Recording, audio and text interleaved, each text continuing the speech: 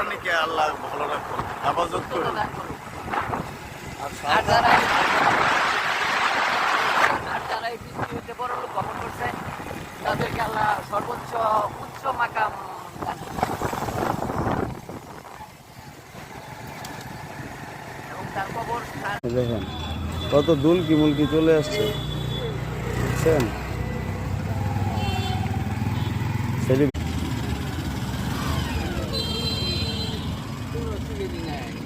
কিছুই সুন্দর মনে হয়। আর তাই আমাদের আশেপাশে